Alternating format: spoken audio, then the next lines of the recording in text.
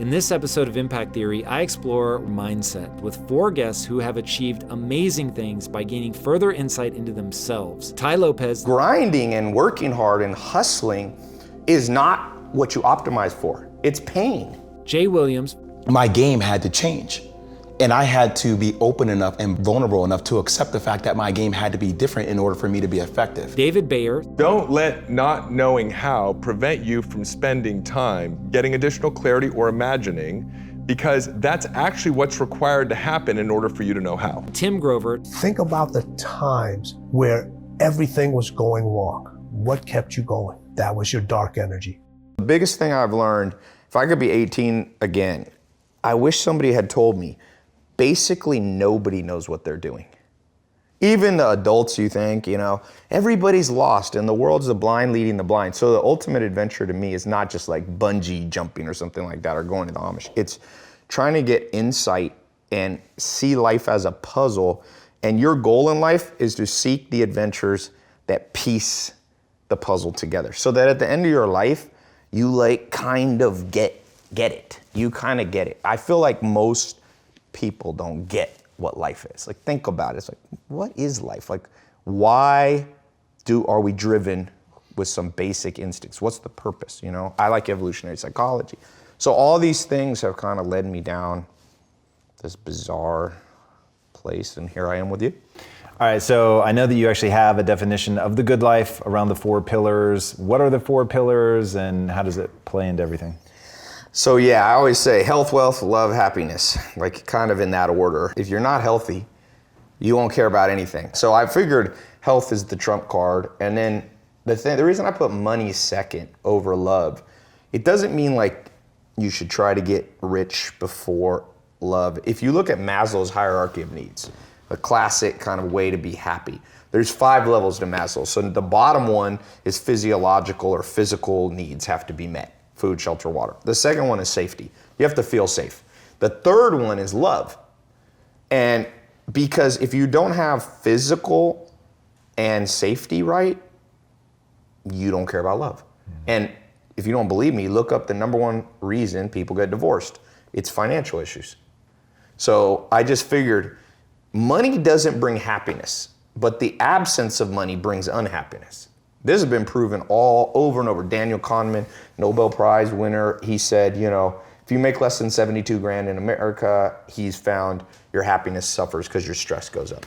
So I figure you don't have to be wealthy. When I say wealth, it doesn't necessarily mean Forbes list. It means you have to have your physical needs met and you have to have a margin of safety, some money in the bank account. If every paycheck you're freaked out, your love life is going to suffer. And then the top 2 of Maslow's hierarchy of needs then become, respect. And then the last one, the highest pinnacle, is a higher purpose, or people call it spiritual. So health, wealth, and then love. And then if you get those 3, that's how you get happiness. Happiness, there's so many books now about happiness. There's a good one called Happiness Hypothesis by Jonathan Haidt. But at the core thing, to me, happiness is like soup. It's if you make chicken noodle soup, but you forget the chicken, it's not chicken noodle soup. If you forget to put the broth in, it's just chicken and noodles. If you forget the noodles. So that's what I mean. Happiness is a compilation of a whole bunch of stuff you do right. So I think I haven't found a better way to think about it. So how do you go about, give us some tactics. How do you tactically optimize for them? Do you attack them sequentially? Do you make real-time calls about I'm a little low on happiness or love or whatever? How do you play that? Yeah, well, like I said, I don't optimize for the last one. I try to get the first 3 right. Steve Jobs said he didn't want to be the richest man in the graveyard. Do you want to be the richest man in the graveyard? I want to be the happiest man on the way to the graveyard. And some of that, you have to postpone pleasure. A good investor is somebody who postpones present pleasure for future gain. And you can do that. You work hard in the day. Some stuff's a pain in the butt. I built lots of businesses. I know what it is to be an entrepreneur. I'm saying I know that chess move, and what I'm telling you is 2 chess moves past that chess move. Optimizing your life for hustling and grinding is like optimizing your life around going pee. No, pee is something you have to do. It's not the goal. You don't go, woo! You know what my goal is? Hit the toilet 7 times a day. No, but you have to do it to survive. So grinding and working hard and hustling is not what you optimize for. It's pain. Why would you optimize for pain? But it is a necessity. And if you look at an actual scientific explanation of what makes you successful, it is not just hard work. If that's true, construction workers would be the wealthiest people in the world. Waiters and busboys, they work harder than the owner. The most scientific psychometric personality test is called Hexaco.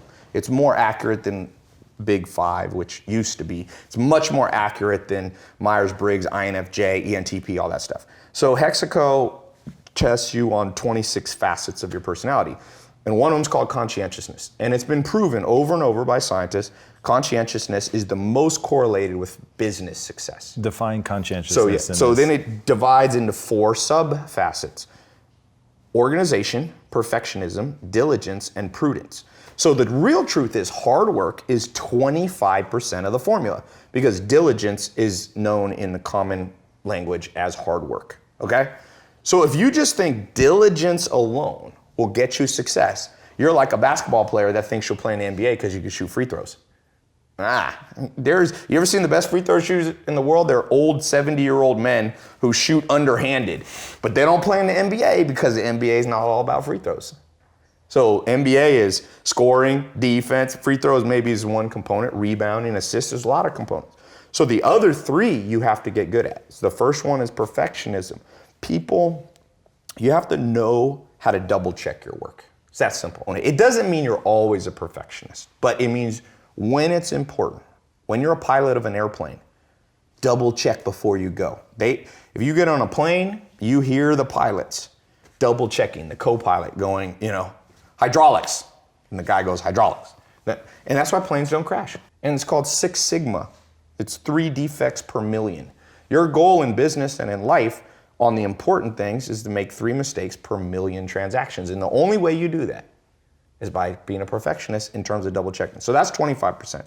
The next one is organization. I can't tell you how much better my life is and anybody watching this will be if you wake up every single day and you take 10 minutes. I have yellow notepads sitting all around my house. I got that from Bill Gates. Bill Gates built Microsoft at 17 by locking himself in a hotel room with 6 yellow notepads, and he wrote out the whole basic code for DOS and things that built Microsoft, okay? He became the richest man in the world 18 years straight because he was organized enough to lock himself in a room and think through his day. And so what I try to do, and whenever I do this, I have a great day. Whenever I don't, I notice it. Be organized a little bit, 10 minutes. I actually have this little couch thing outside of my shower, and I put a notepad by it. I take a shower when I wake up. I walk over to that. I kind of sit there, and I just write out, it can be as little as 3 main projects you want to get done that day. So organization is the other 25%. So now, and then you have diligence, which is hard work, hustle, and perseverance. But the last one is the kicker. And this is what I was talking about, the rewiring that has to happen. The last one is something called prudence. Scientists call this prudence. Prudence is the ability to make the right decision. And I can't tell you how many entrepreneurs and non-entrepreneurs, even me at times too, I'm not special, I'm lumping all of us in this. Because of our upbringing in society, our goal is, let's say our goal is like that camera right there. So let's assume that's north. So I have this compass in my brain, and my goal is to go right there. Let's say it's a mile away, so north. What happens if society, my upbringing in school, wired my compass exactly backwards? So I think, let's say I can't see that camera, but I know I want to go north. So I pull out my compass, and it points that way. So I just take off walking. And I do it in an organized fashion. I do it in a perfectionist manner. I'm perfecting my steps and my posture. I'm also working on, hard work and hustle. Keep walking towards your goal. Well, the truth is, if you go south when you should go north, you could have gone 1 mile, but the earth is about 24,000 miles in circumference. So you get to walk 24,000 miles and you'll come up on the backside and you will get your goal. That's most entrepreneurs. The average person takes 20 years to become a millionaire. 90% of businesses fail within the first 5 years, 80 to 90, depending on what statistic. Most people, I did the math once, the average American has $60,000 saved by the time they're about 60 years old. So my answer, I did the math, you can do this with a simple financial calculator. Everybody in America, your parents, everybody you know will be a millionaire if they live to 160. At 160 years old, if you take 60 grand at age 60 and you give it a decent return on investment, 8%, 10%, you'll be a millionaire at 160. But the problem is, the great philosopher, I think it was Aristotle or Socrates, said, the problem is art is long, but life is short. The art of living and getting to your objective is long, but it doesn't have to be. It's long if your compass is backwards. So the whole point of what I was saying about adventure at the beginning is I'm trying to take myself and point it to the true north. And you have to learn that from books and mentors and life experience and listening and finding in-person mentors and all those things. They help adjust your compass. And most people are gonna get what they want just about 40 years longer. And I live in Beverly Hills, trust me. You go downtown Beverly Hills, there's other people, like I like to collect cars. It's not so much, I've always liked cars. It's not a materialistic show-off thing like a lot of people think. My grandma said I love cars when I was 1. I used to try to turn the car on in the garage. You go to downtown Beverly Hills, full of Ferraris, the most Ferraris per capita in anywhere in the world. Every one of the guys is 80 or 90. Why do you want a Ferrari at 80 or 90? You want a walker? You get somebody's gotta walk you into your and then you're gonna get in a Ferrari. You know how dumb you look? To me, at 90, you wanna be playing with your grandkids. And I've wondered, like, why the heck is everybody 90 in this town, excluding people who inherit their money from their dad? And I realize we're set up for failure because we think we're going north, but we're going south. That's why 50% of people who get married divorce, 80% of businesses fail. That's why 30% of Americans are on some form of antidepressant medication. That's why 60-70% of people are overweight. I mean, in a way, we're kind of fucked, but. Are there like key principles though that you can use to turn that compass so north actually points north? Yes. First one is just like Alcoholics Anonymous. Admit you're lost. And that one's hard for people. You tell people, even for me, sometimes I want to think I'm smart and I got it all figured out. And sometimes I'm like, wait a sec, I'm still lost. And the acquiescence, the admittance of the fact that you're still lost, it gets you on track a lot faster. So if you're watching this and you feel lost, it's better to just sit down and be like, I'm lost. Because the day you admit you're lost is the day you allow yourself to be found by people who can give you a tip. But what's the equivalent of that? Because obviously if you're an entrepreneur, nobody's looking for you. So that's the one They are catch, though. right? Who is? They are. You go to Barnes & Noble, people selling their books. They're looking for you as a customer. So read. Read. I mean, the fact that people argue with me on this reading thing, and people argue with me about mentors. No, just use your own gut feeling. Is that how you learn English? When you were 2 years old, you used your gut feeling to start conjugating verbs? No, you learn from other people. You learn manners, you learn language, you learn all things valuable. You learn to drive from another person. So doesn't it make sense you learn life? So books are just the mentors who maybe are dead now. You want to learn about Steve Jobs? He ain't alive to teach you. But you can learn through accumulated wisdom. And that's why, trust me, very few powerful businessmen I've ever met don't read a lot. Warren Buffett, who I think is the best businessman by far in the world, he has 75 companies that he pretty much runs. 200 billion in revenue. He reads 8 hours a day. He reads 600. He said he slowed down in his old age. He only reads 500 pages a day. Bill Gates goes on reading vacations. Mark Zuckerberg just started a reading once a week book club on Facebook. It already got a couple million followers. And now with audio books, there's no excuse. You got YouTube videos. Let this thing run in the background. And it's better if you can find it. I mean, better than books is in-person mentor. That's why I do a podcast. Tom was on my podcast. You're a smart dude. I learned from you. Like I learned from you today. I liked your angle on how to get in physical locations. If you launch a physical product, you want to get it in stores, don't be thirsty. Like I said, Casanova said, be the flame, not the moth. Let them come to you. And that's what you did with Quest. And now you sell 1.5 million bars a day. That's good. So if you can pick up one gold nugget, whether it's from an in-person mentor, whether it's from a book, you become very wealthy in knowledge very quickly. One nugget a day. One nugget a day. It's like Charlie Munger, Warren Buffett's business partner, said, step by step you get ahead, but not necessarily in fast spurts. But you have to prepare for the fast spurts by learning step by step. So when the day comes and I launch a physical product, I will hopefully be smart enough and humble enough to be like, I gotta sit down. I've never launched a company that did 1.5 million bars. I can download in one conversation with you. Like, you wanna become like a supercomputer where you just download smart crap from smart people. And you pick and choose. Like, some people are like, Tai, I don't agree with everything you say. I'm like, good, I don't agree with everything I say. Like a year later, I'm like, wait, I was wrong. I actually saw a very intriguing piece of content that you did where somebody was trolling you on Twitter. Yes. And in a move that confused the shit out of me, you decided to call him on Skype or whatever. I said, let's debate live right now. And you did, and you kept asking him a question that I thought was so spot on, which he kept refusing to answer, but it was, hey, you're engaging with me, I'm creating all this content about how I've done what I've done, and instead of going, you actually have done something that's pretty interesting, you're heckling me instead of being intrigued by my results. Yes. And that to me was very interesting. And that like switch in people's minds, it's either on or off. Either they look at somebody else and they go, whoa, this guy is doing something right, like holy hell. Or they try to find a reason to shut you down, not listen to you, discredit you, whatever the case may be. I thought that was pretty interesting. Talk to us a little bit about that. How often do you see that in people, and do you ever see that mentality in people who are successful? Like Drake says, if you don't have haters, you ain't popping. So welcome to the world. You want to pop, you're going to get hate. It's interesting. This fascinates me. The more successful, beyond my wildest dreams of my success, the more they ask me questions. The last time I saw Elon Musk, I've had some very interesting conversations with this guy.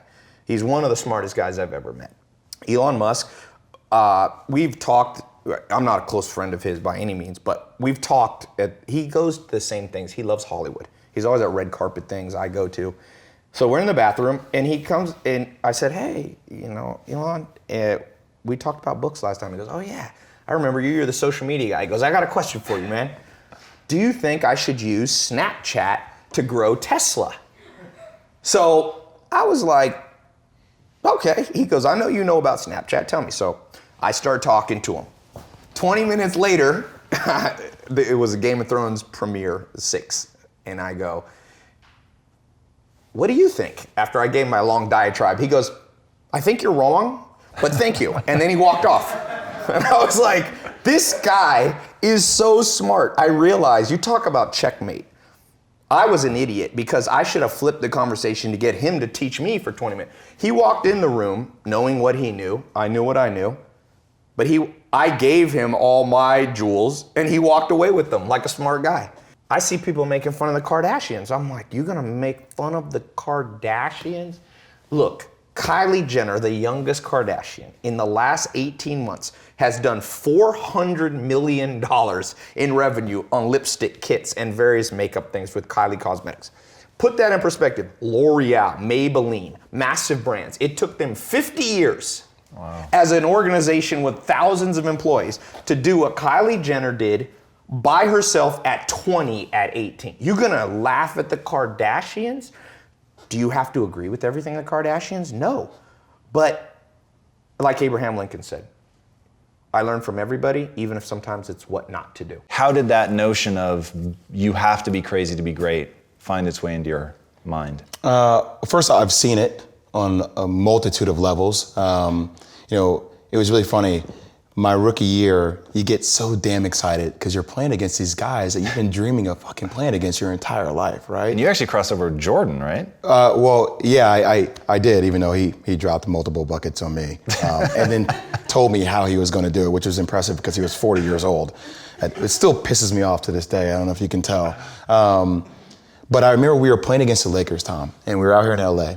And look, I always try to outwork people, right? That's just how I made my mark. So the game was at 7. I was like, you know what? I'm gonna come to the Staples Center because we're playing. This is when the Lakers had Kobe and Shaq. Right. Okay, this is like the championship Lakers. I was like, you know, I'm gonna get there at 3:00, and I want to make sure I make 400 made shots before I go back into the room, and then I sit in the sauna and I get ready for the game. So, you know, get in the car, get to the gym, get there, and as I'm walking onto the court, who do I see? I see Kobe Bryant, already working out. And I'm like, okay, it's kind of cool. It's Kobe. What's up, Kobe? You know? And so I'm putting my sneakers on, and do you ever get lost in what you do where you end up like, wait, it's been an hour and a half? Like I'm here, I'm in it. So once I set my foot across that line, I started working out. And so I worked out for a good hour and a half. And when I came off, after I was done, I sat down, and of course I still heard the ball bouncing. I looked down, I'm like, this guy's still working out? He was working out for like, it looks like he was in a dead sweat when I got here. Right. And he's still going. And it's not like his moves are nonchalant or lazy. He's doing like game moves, right. You know? I sit there and I unlace my shoes. I'm like, I want to see how long this goes. So I sit out there and watch another 25 minutes. And he got done. I was like, okay, I think I've seen enough. Go play, you know, come back, get in the sauna, get ready for the game. That game, he drops 40 on us, Whoa. Okay? And after the game is over, I'm like, I have to ask this guy. Like, I have to understand, like, why he works like that. Right. So after the game is over, I'm like, hey, Kobe, like, why were you in the gym for so long? He's like, because I saw you come in. and I wanted you to know that it doesn't matter how hard you work, that I'm willing to work harder than you. Wow. And he's like, there's nothing wrong with that. Like, I'm not saying I dislike you as a person. You inspire me to be better. Right. And it was the first time I started to see this level of competitiveness where I said, I need to start doing more. Right. Wow. Like, and everybody that I've been around in my life who's been uber successful, and I'm not talking monetarily, even talking spiritually.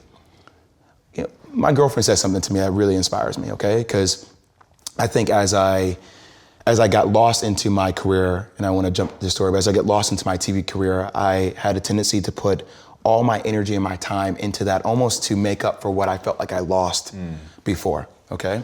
And she said, you know, if you were to allocate a percentage of the energy that you put into your career, into yourself, and learning more about yourself, and learning more about yourself in relationships, you'll be successful.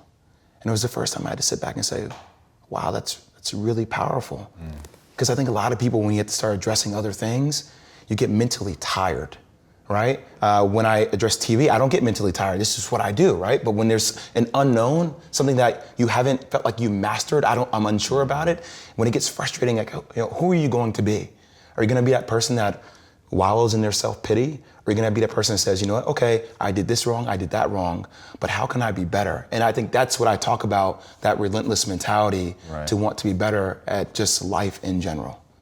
What is up, my friend? Tom Bilyeu here, and I have a big question to ask you. How would you rate your level of personal discipline on a scale of 1 to 10? If your answer is anything less than a 10, I've got something cool for you. And let me tell you right now, discipline, by its very nature, means compelling yourself to do difficult things that are stressful, boring, which is what kills most people, or possibly scary or even painful. Now, here is the thing. Achieving huge goals and stretching to reach your potential requires you to do those challenging, stressful things and to stick with them even when it gets boring, and it will get boring. Building your levels of personal discipline is not easy, but let me tell you, it pays off. In fact, I will tell you, you're never going to achieve anything meaningful unless you develop discipline. All right, I've just released a class from Impact Theory University called How to Build Ironclad Discipline that teaches you the process of building yourself up in this area so that you can push yourself to do the hard things that greatness is going to require of you. All right, click the link on the screen, register for this class right now, and let's get to work. I will see you inside this workshop from Impact Theory University. Until then, my friends, be legendary.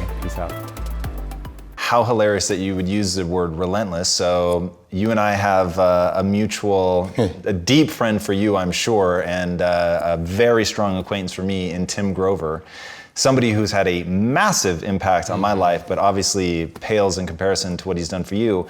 Talk to me about Tim, his notion of being relentless, what that means to you, and your own willingness to endure an ungodly amount of suffering. That would be an understatement with Tim. First off, he is brilliant. He's beyond brilliant. And it wasn't the physical part that was arduous. it was the mental. And just to set the stage for people, he was the guy that trained you post-injury when it's like, I'm really serious about this, I'm gonna go all the way, I go to the best of the best, Tim Grover. Yeah, and Tim had trained Michael Jordan, he trained Kobe Bryant, but I think a lot of people get lost in the fact that he trained them physically. He trained these guys mentally too. And I know for me, my leg, I have atrophy on the outside of my left leg, okay? This muscle here, since I lost my nerve, it's gone away. And I have drop foot. So my game had to change. And very much like life, you're used to doing one thing at 21 is different than when you're 35 years old, right? And I had to be open enough and vulnerable enough to accept the fact that my game had to be different in order for me to be effective. Right. But like I said earlier, it's so hard when my brain sees things and my body before. I guess this is a gift of being an athlete to that caliber. Right? I see it gone, right? If I bring the ball down the court and there's a screen coming, to your right, and you glance over, if I see your eye glance within that split second, I'm gone. Right. Because I see you take your eye off of me. So now all of a sudden my game's changed at 21 years old. Now all of a sudden that first step is like, it's molasses. It's non-existent, right? So now am I willing to say, I'm not that fast anymore. I have to work you into the screen. I have to take my time. I have to actually come off shoulder to shoulder. I have to use my body more to create separation. Hey, my jump shot wasn't the best. I have to be a better shooter because I don't have that explosion anymore. And a lot of people say, hey, that seems pretty easy, but to mentally accept that I'm a different person now, and to help other people see I'm a different person was challenging. And the major part that was the most difficult was seeing myself. So as an athlete, I was used to people looking at me in a state of awe, right? And it was something you thrive for, you work your entire life for. So when the kid or when somebody would come up to me, they're like, oh my God, Tom, like your show is amazing, right? And you're used to that affirmation of what you do. You're like, all right, it's worth me putting the time. Whereas that look for me changed, and that look really made me depressed too, because it was a look from, oh my God, you're amazing, to a look of, oh my God, I'm so sorry. Right. Or what happened? Or you used to be that guy before you messed up. And people don't say things maliciously. They say things more so because it's awkward and they want to start a conversation. And those things would drive me insane. And Tim forced me to talk to him about those things. It was the first time I started having conversations. I'm talking like on the court. I'll be on the court doing a drill, and he's like, you have drop foot. And all of a sudden I would attack the drill a little bit more. And next drill, he'd be like, I used to be that guy, you were good. And I would, let's get up more shots. So he started to find ways to motivate me and started to take the anger out of the equation for me too. And that was a hell of a first step in the process of me rebuilding who I was as a person. So I'm wearing this shirt in particular for you because there are people that know how to leverage the darkness. There are people that know how to leverage the anger. Tim is definitely one of them. Yes. You've said that you've always played better angry. What was your mental talk in those times where the level of pain, which you go into great detail in the book, the level of pain was like, I was squeamish just reading about it. I mean, it's just crazy, I can't imagine. I get sweaty just talking about it. I'm sure. I mean, when you have to do years of that kind of painful stuff, it's nuts. So what are you doing, like self-talk? How are you harnessing like the dark side? Like, how did you tap into that? Did you and Tim work on that? Was that something that was part of the game plan? Well, we had conversations about different things, which obviously, for me at that time, I was 23 years old, right? So it was the first time I was even have conversations. And to a degree, I think this comes from being at a school like Duke when you're always in the face of the media. You learn how to say the right thing. Right. Okay? You don't give people your honest feedback. You kind of give them the rhetoric. And I think even when I started going through therapy, I had a lot of rhetoric, right? Because I didn't want to face it. Have you ever had a bad dream and you wake up and you're married, right? Yes. And you see your wife and you're like, okay, that was a dream. Right. Right? I think for a long time, for 2 or 3 years, I thought I was living a fucked up dream. And I kept waiting to wake up. kept waiting to wake up. Tim was the first person that forced me to talk, just to talk. And it's amazing when you just open your mouth and you start saying how you really feel about stuff. I mean, think about how many people really say how they feel. Virtually nobody. Exactly. And I think Tim was the first person I actually started to have like full transparent conversations with. Right. I was like, I don't like the person I was. He's like, what do you mean? I was like, I cheated a lot on my girlfriend. I lied a ton. I was consumed by money. I used to gamble. I never gambled. I would say things just because it was the right thing to say. Not that I was maliciously a bad person. Right. I just never even thought about what my actions were. I was too busy moving. And Tim forced me to stop. And I still stop myself to this day.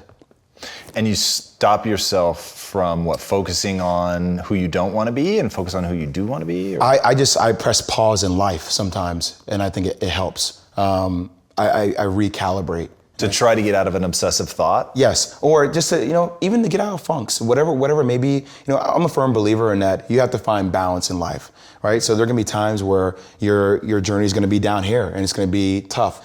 And the same when things get high. You sign a new deal, or you have to be able to keep things in perspective. And I think sometimes when I stop, I force myself to assess. Okay, where are the benefits? Where are the negatives? How can I turn this negative into a positive? All right, let me make sure that I don't get too high and I continue to keep my head down and work harder because I want to achieve more. If it's not for me, for the people that work for me or for my girlfriend or my mom deserves better. So I try to find that one thing because I'm very goal oriented that I need to work towards. And once I achieve that, it's another goal. And I don't want it to ever stop because that's what life should be.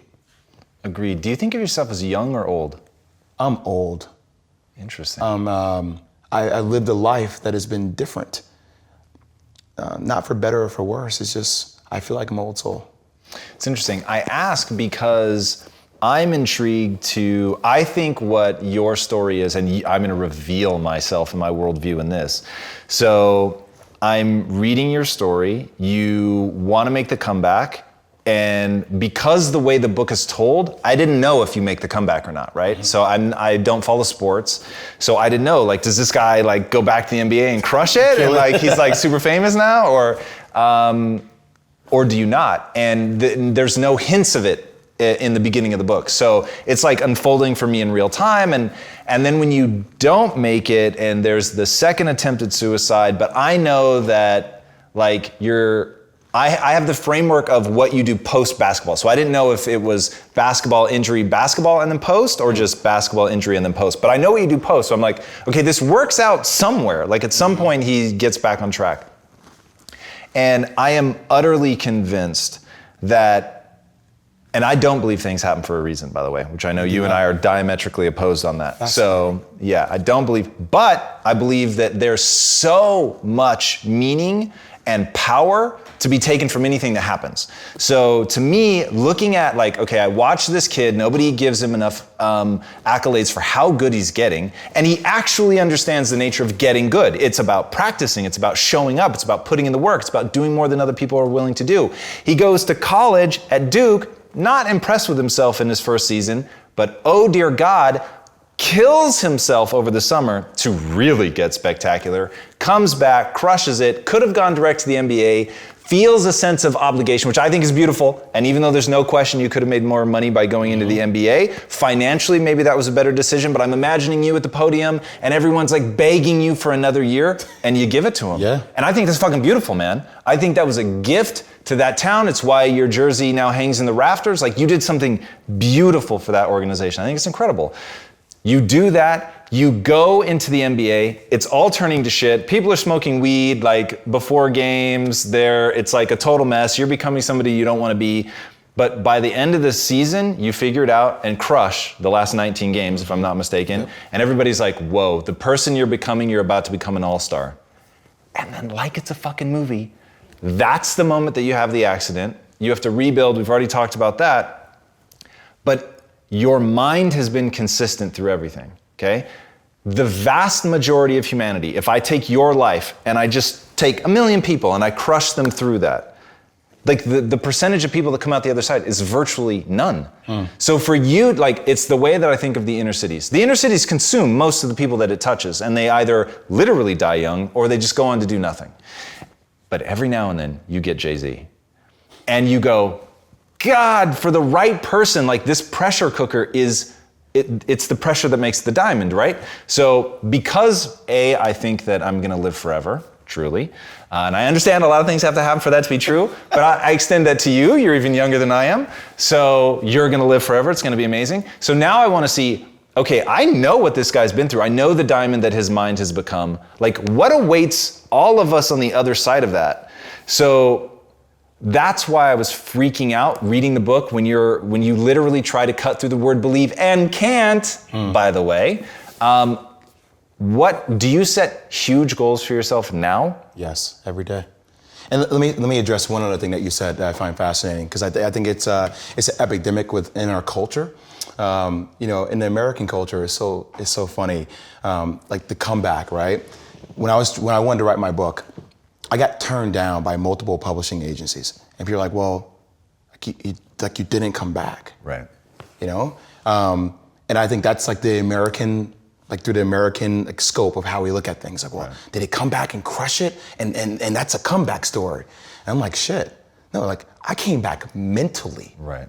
Like that's a story. Like that's a story that should be cherished for younger kids out there, for older people out there. It doesn't matter. You don't have to come back and do what you did before and do it exponentially better.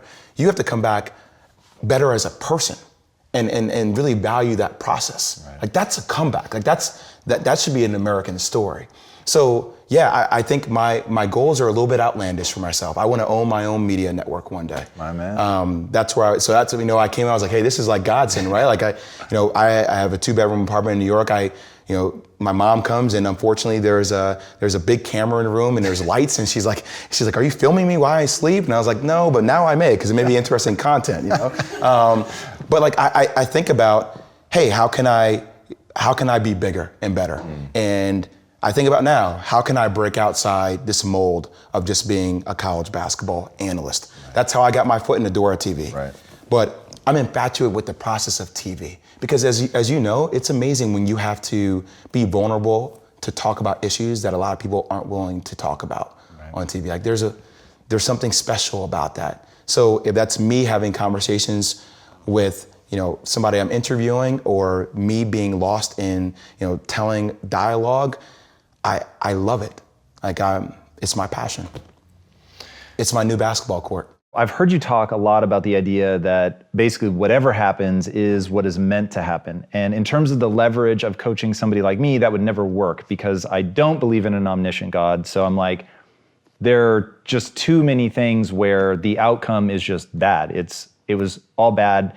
But I think that you're very right that you can always reframe it and find something good out of it. So you can find something good out of terminal childhood cancer, right? But I would say objectively, that one falls into my human suffering bucket. I'm gonna say, no, that's just pretty bad. Sure. You can learn something from it, no question. You can reframe it, absolutely. Sure. So how are you able to have a breakthrough with somebody who is an adult, who, like me, doesn't believe that everything happens for a reason? Like, is it just reframing? Are there other tools? Like, what do you lean on? Yeah, so what do you believe in? In other words, in your context, in the container that you've created, because you're creating it, right? Like, we don't know if there's a God. We assume there's a universe. We're sort of in it. I mean, we call it the universe, but that's just language, right? We're just making up names for shit.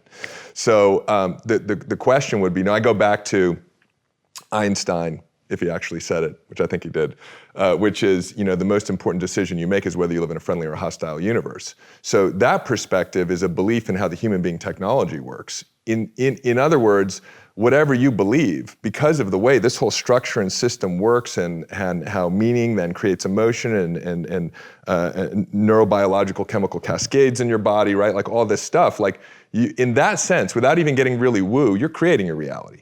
Right? Agreed. So then the question would be, what do you believe in drives everything? Because, for me, I look at more as a mathematics. I use the word God, but what I believe is that intelligence itself, right? Unbound intelligence is all there is.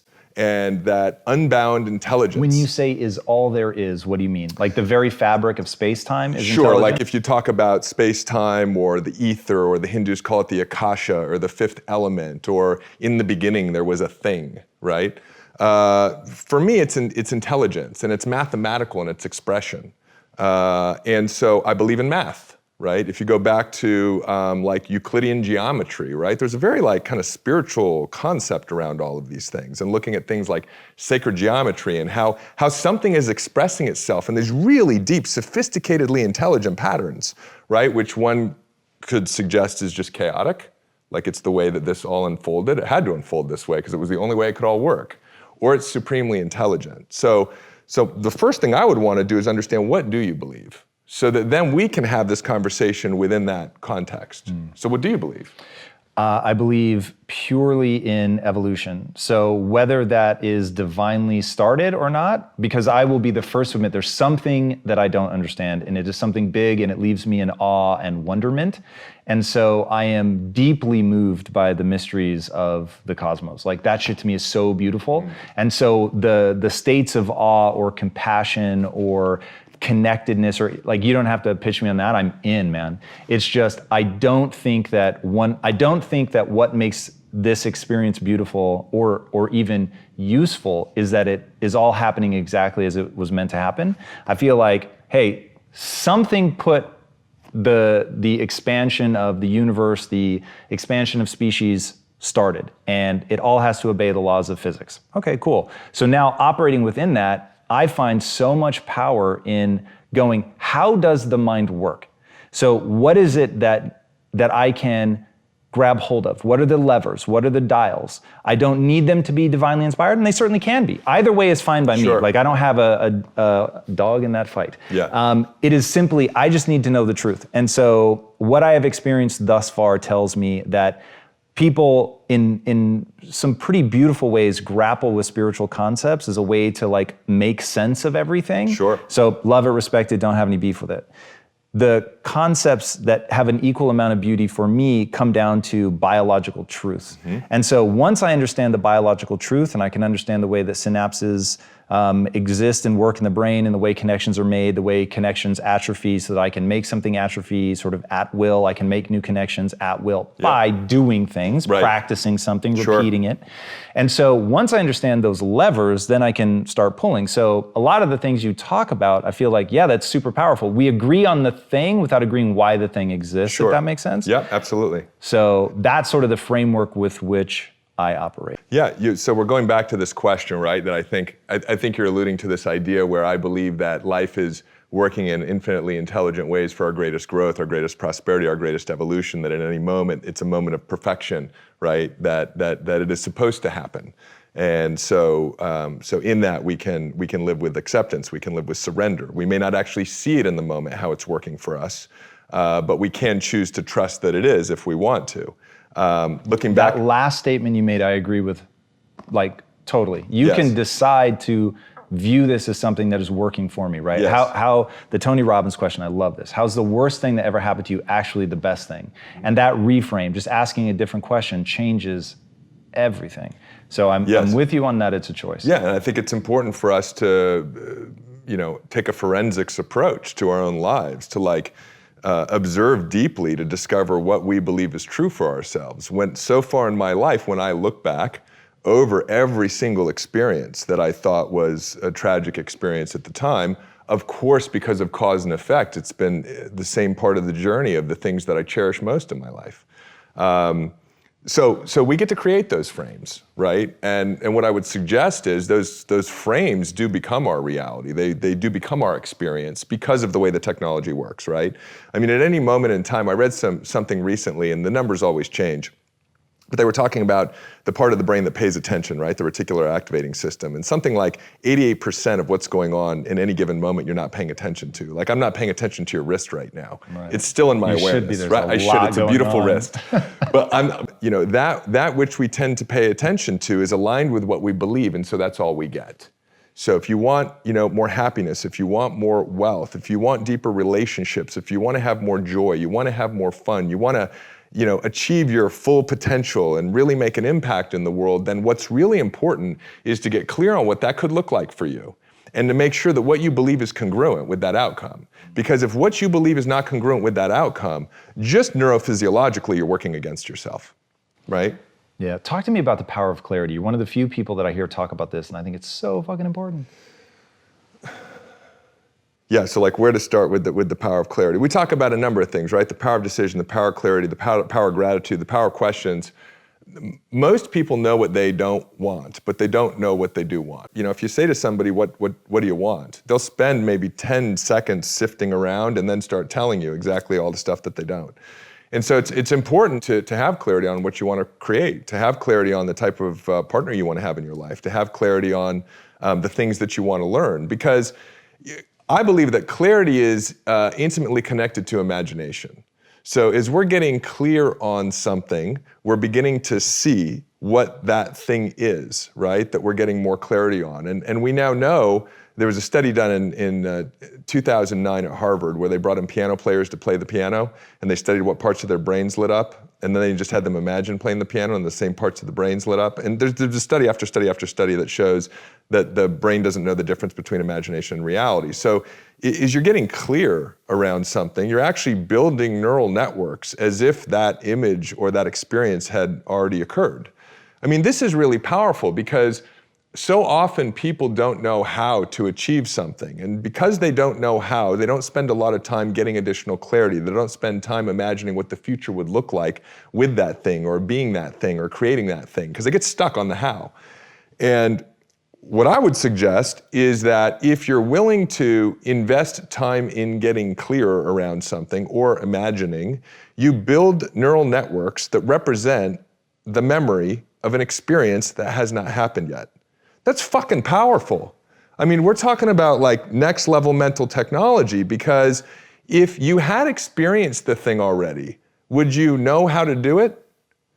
So what I would suggest is that it's that change in the neural networks of your brain that you can achieve through clarity, which is part of this kind of imagination category. I mean, Dispenza talks about it with meditation and visualization. Other great teachers talk about it in this way. You're able to start building neural networks of experience that have not happened yet that I believe then give you access to the thoughts, the ideas, the perceptions, and if you want to talk about it, like creating the synchronicities that actually close the gap between that future and the present moment. All right, say that in like a real basic bitch way. Like give it to people in like fucking grounded. Don't let not knowing how prevent you from spending time getting additional clarity or imagining, because that's actually what's required to happen in order for you to know how. Yeah, that I like. Your whole notion of don't let the indecision, right, be born out of the fact that you're not sure how this is all going to play out, right? So sure. I thought that was so powerful, like to start moving, and in the moving, in getting the clarity, some of it will come to you. In moving forward, some more of it's going to come to you. We talk about fog, right? It's like people get stuck because they're not clear. So, but getting more clarity, people get paralyzed by not knowing some kind of never attainable omniscience around the topic. And so they stop, right? They move into indecision, they move into some form of procrastination. And the way you get more clarity is the same way you drive in fog. You've got 10 feet of clarity. The way you get 10 feet more is to move forward 10 feet, right?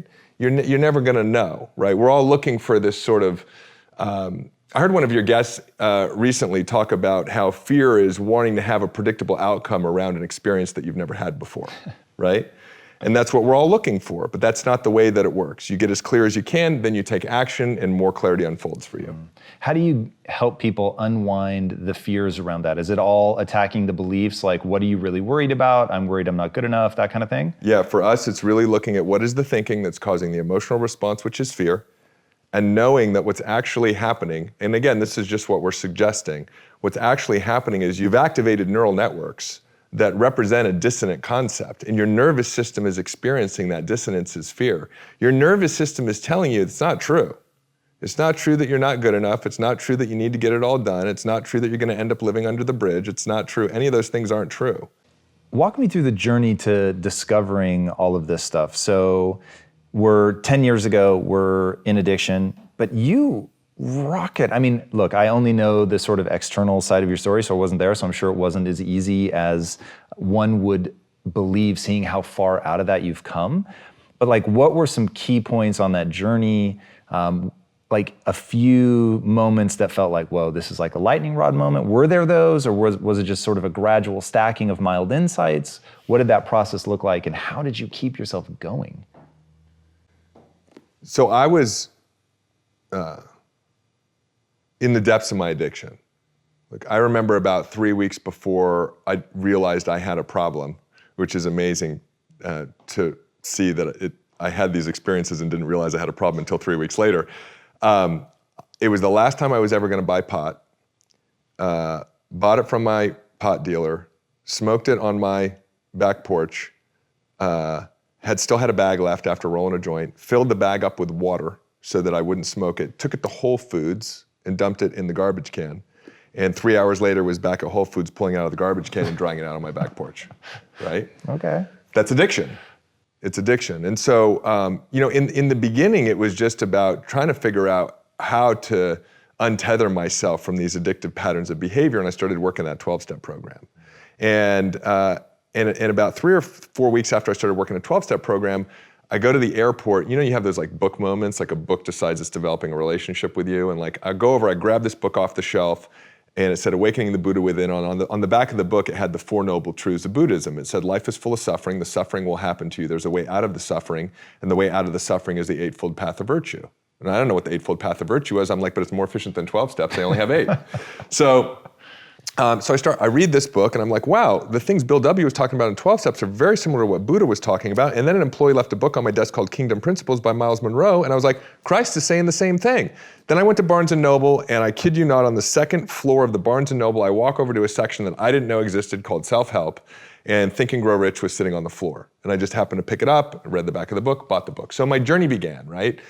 And it was a gradual progression. It was picking up these individual distinctions. It was realizing that we're always in sympathetic or parasympathetic. It was realizing that my emotional responses were being dictated by my thoughts, not by the actual experiences. It was starting to become more self-aware through the work that we did. I mean, Carol and I went to India 3 times, did really deep, intensive work there. What does that mean? When you go to India, we're in an ashram? Yeah, we were at an ashram, more like a university. It was like a 5-star ashram. And so are we taking classes? Yeah, are taking classes, doing breath like? work, meditation.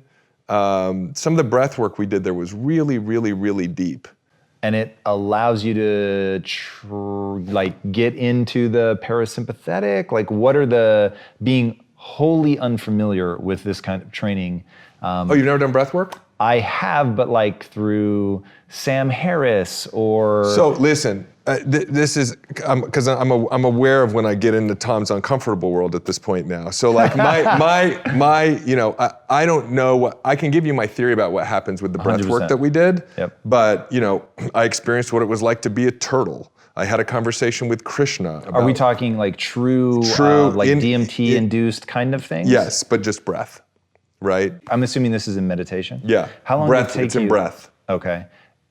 Is the breath work different? Because I know you've done a lot of meditation. Is there a different experience to breath work versus meditation? Is it actually like where you're getting hypoxic or something that's causing it's a very active breath work, right? Okay. Do you know Wim Hof's method?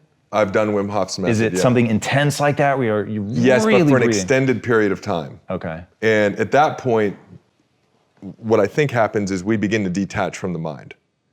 And then these other experiences show up, right? I mean, I had never really contemplated what it was like to be my mom's, tortoise. But for whatever reason, that's what I experienced, right? And as you begin to experience these things, experiences change the brain, right? In fact, the only way you change the brain is through experience, right? Like moment by moment by moment, we're recording, right? What's going on? And we're either reiterating the neural networks that are there, we're building new neural networks, or pruning out old ones. And so these are experiences. So, to what extent there's value to experiencing being a turtle, I don't know. But I've had the experience. So it's in here now.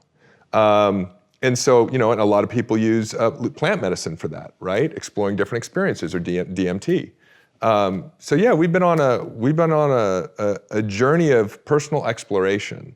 And the one thing that we started to see consistently as we were working with people around their beliefs, which we believe create the quality of their life moving forward in every area. Like, I can sit with someone and hear what they believe and tell them what their life looks like. I could get real creepy and follow someone around for 3 days without them knowing. I could sit down and pretty much tell them what they believe, right? Your beliefs dictate your destiny.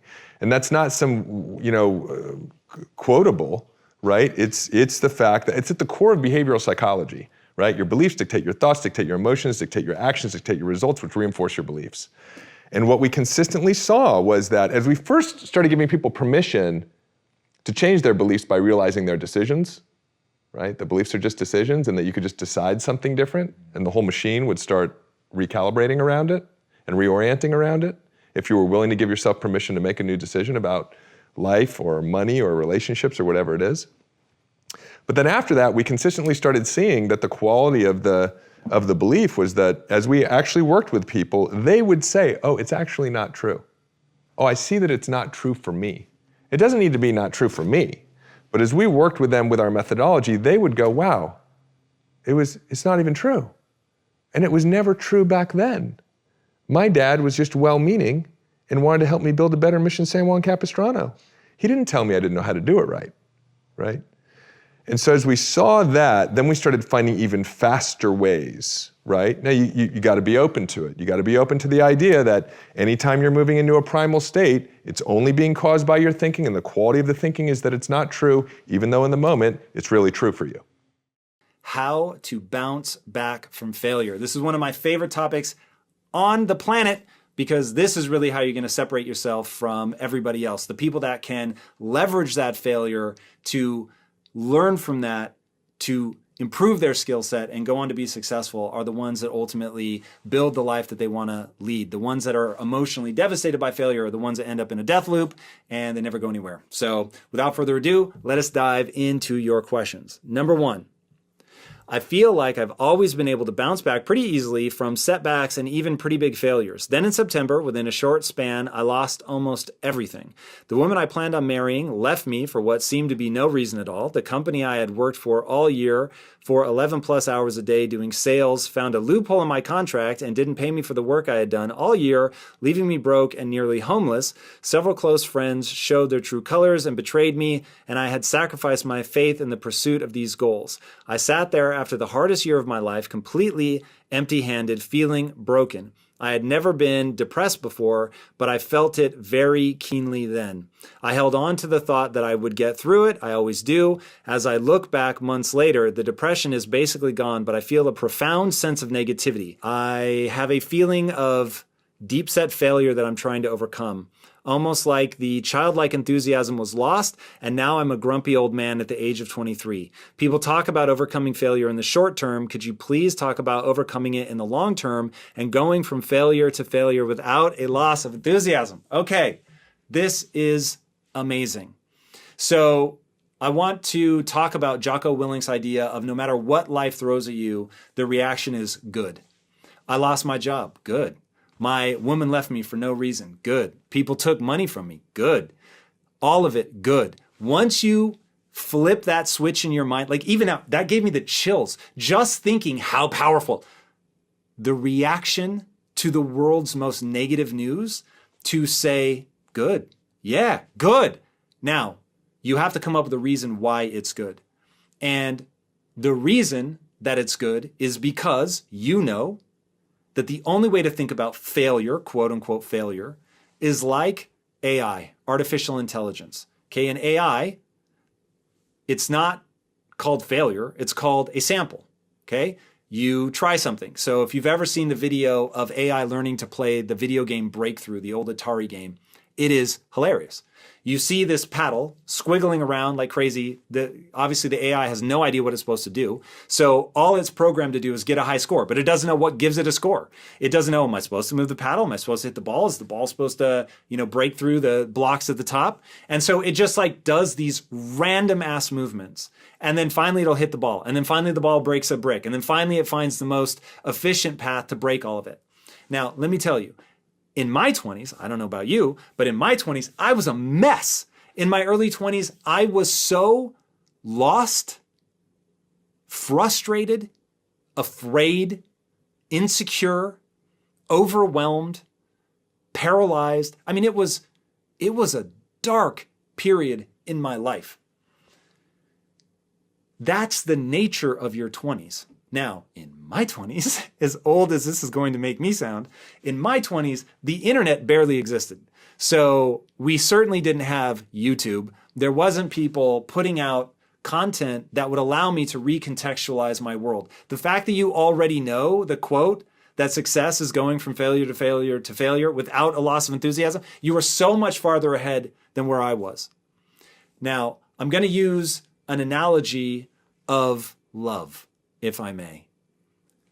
One of the things I find most interesting about love is that in love, you are opening yourself up to being far more easily hurt.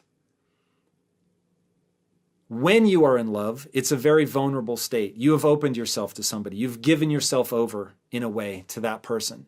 And now you are far more easily hurt. They know your insecurities. They could weaponize them against you. And when heartbreak comes along, it's very tempting to turtle up and to protect yourself. But then you're closed off from the things that make love valuable in the first place. The very thing that makes love worthwhile is being able to be open like that to somebody, to be vulnerable to somebody. And the thing that makes love so extraordinary is that even when you get hurt, the people that can open themselves up again and approach somebody without the baggage of previous relationships are the ones that end up finding that beautiful relationship that ends up being worth the vulnerability and worth the sacrifice. And speaking from experience, ends up being the single greatest thing in your life. Now, if you learned nothing from the heartbreak, I understand why it's scary to go into the next thing. But the idea here, the very way that we bounce back from failure, is by looking exclusively at what we can do differently. And when you look exclusively, I'm not saying other people didn't do something that maybe any rational person would say it's all their fault. Maybe the list of things you gave us is literally, you were just the world's unluckiest human being. But the reason that we're going to say good, the reason that we're going to look at this like AI and samples, the reason we're going to remind ourselves that success is going from failure to failure to failure without a loss of enthusiasm, the reason that we're going to think of that love analogy and be willing to open ourselves back up is because we're going to figure out what we could have done differently. We're going to see, what can I improve in my skill set? What did this catastrophe reveal about my strategy? And whenever a strategy yields a result different than the desired result, then you know the strategy is, by definition, wrong. And I want you to own that. Doesn't mean you're a bad person, okay? But it does mean that your strategy wasn't working. Go back to AI, right? It's wiggling around. It finally realizes, oh, I need to hit the ball. Oh, okay, cool. So now I'm going to track the movement of the ball and I'm going to adjust my paddle to be there. Okay, cool. I got it. Oh, I actually see that hitting it on the sides is far more advantageous than hitting it in the middle, because once I clear a path on the side, then the ball can bounce around on the top and destroy bricks far faster than any other strategy. Okay, amazing. But you had to first have the reaction that that failure was good. Good. Because it revealed the flaw in my strategy. And because I'm playing the long-term game, I'm going to open myself back up again. I'm going to allow myself to be vulnerable again. I'm going to let the wound hurt as much as it needs to for me to learn the lesson. No more. I'm not going to beat myself up over it. I'm not going to end up in a death spiral of shame. But I am going to recognize that I could do something different the next time and get a different result. That to run the same strategy and expect the result to change is, as Einstein said, the definition of insanity. So that's what you have to do here. You have to recognize that this thing that you consider the worst thing that ever happened to you, with a change of framing, is actually the best thing that ever happened to you. And if you change the question that you ask about this and say, how did this help me? What did I learn from this? Or what could I learn from this? And how can this improve my strategy moving forward? then all of a sudden the frame of reference changes, the emotion, the way you feel about it, the dark energy that's around it begins to change because you're stoked, right? This is good.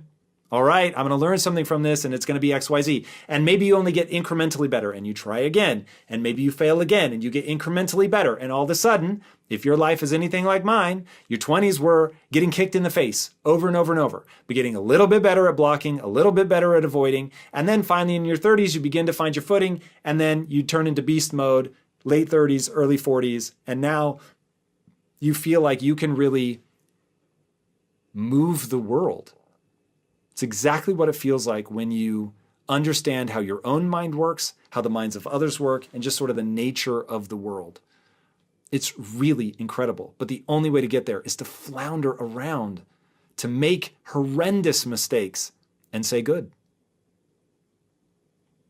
All right. Next question. Every time I face a challenge and feel like it is no longer possible to overcome it, so like I already failed, I completely break down. I cry about it, and then I'm stuck with a feeling of disappointment in myself for at least a week. Afterwards, I slowly but surely regain my resilience. How can I shift the limiting belief that failure is bad and therefore avoid such an intense reaction? And how can I stop putting so much pressure on myself to do everything perfectly? Okay, so what's wonderful here is we're now dealing with the physics of the human mind. And my obsession is to get people to understand that you are having a biological experience. Now, why do I want you to understand that you're having a biological experience? Because I want you to understand that the brain reacts a certain way, and you can actually insert yourself into that and change your approach, framing, the way that you react. And in changing those things, you will change not only the way you feel, but the outcomes that you're able to get. And so I want to introduce you to Viktor Frankl and cognitive behavioral therapy. So Viktor Frankl said, between stimulus and response is a gap, and how we choose to react in that gap will determine the rest of our lives. Now, if you don't know Viktor Frankl, he wrote a book called Man's Search for Meaning. He wrote that book after getting released from Auschwitz. Okay, this is a guy that survived multiple concentration camps, and he was a neuroscientist, and his ability to explain what is happening inside the mind of a human during something that catastrophic is breathtaking. And when you realize that a guy that went through something that just seems unimaginable for a human being to endure, says the way that you endure it is to, one, find meaning in your suffering. So why am I going through all of this? What do I expect to see on the other side of, in your case, shortening the window? Okay, this was a big thing in my life. Learning to emotionally soothe. Whoever emotionally soothes themselves the fastest is going to win, because you don't waste the week spiraling out of control, right? So if for me, it takes 3 seconds to emotionally soothe and it takes you a week, you can imagine how much more progress I'm going to make in a year than you're going to make. Okay, so Viktor Frankl says we've got that gap. For you, that gap may be very, very small. And now what we're trying to do is widen that gap. Now, how are we going to widen that gap? We're going to widen that gap with cognitive behavioral therapy. Cognitive behavioral therapy is beyond the scope of this video to go into all the sort of details about it. But I will say one of the most important things that's talked about in CBT is pattern interrupting. So you know that these patterns aren't serving you. You know that spending a week derailed, not feeling resilient, is a waste of your time. So now, when you feel that lack of resilience, the emotional distress, you're going to interrupt that pattern. Now, I'll give you an example in my own life. So for me, I don't allow myself to feel overwhelmed. And as dumb as that sounds, it works extraordinarily well. So as I can feel that, you know, that sense of like agitation, like you can feel your brain like speeding up and you can sort of feel yourself like escalating and moving towards panic. In that moment, I say to, first of all, I bring my chin down and I furrow my eyebrows and I say, I don't do overwhelm. And by saying that phrase, it interrupts the pattern. And the reason I know that works goes back to this idea of you're having a biological experience. And I know that there is nothing, either good or bad, It is thinking that makes it so, right? Shout out to Mr. Shakespeare. There's nothing either good or bad, but thinking makes it so. It isn't what's happening to you. It's what you think about what's happening to you. So I'm not overwhelmed, motherfucker, because I don't do overwhelm. And now all of a sudden, by reminding myself, I don't do overwhelm. Now, I may take things off my plate. I may decide, no matter what's going on, right now I'm going to sit and meditate. I may remind myself that breathing from my diaphragm will physiologically, whether I wanted to or not, if I do it long enough, it will move me out of the sympathetic nervous system, fight or flight, into the parasympathetic nervous system, rest and digest. That is physiological. And so I'm going to do those things. Now, that doesn't mean that I'm wired differently than anybody or that I'm doing anything, particularly special, but it interrupts the pattern of escalation that I've gotten into because I'm thinking that this is bad. I'm thinking, oh my God, I've got all these things going on. I'm never going to be able to handle them. There's so much pressure. What the fuck am I going to do? And in that moment, what I do is remind myself, I don't do overwhelm. So for you, it may be reminding yourself, I don't spiral out of control for a week. I don't allow that in myself. What I do is I meditate. What I do is I remember failure as part of the process. What I do is remind myself that, like artificial intelligence, I need these samples. I need these moments of failure. This is exactly why I need an anti-fragile personality. My very identity is tied up in learning. Okay, that's a huge thing. When you tie your ego to being the learner, now all of a sudden the pattern interrupt becomes, I'm the learner. I don't mind that I failed. Nothing to spiral out of control about. I'm going to learn from this, and I'm going to keep going. In fact, I want to know, what can I learn from this? What's the lesson here? And when you change your framing and you look at that and you take advantage of Viktor Frankl's gap and you fill that gap with, I'm the learner. I'm going to get better from this. What can I learn? Everything else is going to take care of itself. All right. Question 3. Hi, Tom. I took the plunge and dove straight into entrepreneurship after completing my junior college at the age of 18 without any job experience. I'm 25 this year, and none of my ventures have taken off or succeeded. I've started looking for a job this year and was rejected even for entry-level positions. As a founder, I did not acquire many hard skills, how to use specific software program, etc., as I had to work on the higher-level strategy and management while running my own startups. I'm stuck and unsure of how I can translate my failed startup experience while I seek out new employment opportunities. I'm terrified that I've wasted 7 years bumping into walls with no results to show, and it's too late to start from scratch. Okay, so first of all, there are many things that we're going to want to do here. Much of it is going to be reframing. So I don't know, maybe you really didn't develop skills, and maybe you were floundering for 7 years, and maybe you really did waste that time. Probably not true. But the most terrifying way for you to approach this question is as if that is true, that you really did, quote unquote, waste those years, because that's never how I would think about it. But we certainly found things that didn't work, right? So Thomas Edison talks about, I didn't fail 10,000 times, which supposedly is how many filaments he tried when trying to invent the light bulb. He said, I didn't fail 10,000 times. I simply found 10,000 ways that didn't work. And every attempt discarded is another step forward. Okay, so you just spent 7 years putting things to the side that you know aren't going to work. A bunch of attempts discarded. Cool. You're now 7 years ahead of everybody else. Now, you may be approaching the job market in the wrong way. You may be applying for jobs that require hard skills. But I'm telling you, look, if an entry-level position, depending on what you're trying to go into, if it's an entry-level position like, I'm trying to be an entry-level doctor with my 7 years of startup experience, that's never going to work. Or I'm trying to be an entry-level coder, that's never going to work, right? There are certain things that have really hard skills, and you're going to need those hard skills. Go learn them, right? So learning this stuff takes time and energy, but that's all it takes, time and energy. Okay, it's what I call the only belief that matters. If you put time and energy into learning a skill, into getting better, you will actually get better at that skill. Okay, I'm not saying it's not hard, but who the fuck cares? It drives me crazy that people focus on it's hard. Yes, it's hard. Getting good at shit is hard. Outperforming other people is hard. But if you want to win, you've got to do hard shit. So you're going to have to lean into this. You're going to have to get good. So anyway, the fact that people get weird that learn to code has become like some sort of weird thing, I don't understand. If you want a job at something that requires a set of skills, go get that set of skills. That's just that fucking simple. So your 7 years may have been a total waste of time in the acquisition of skills towards the job that you want now.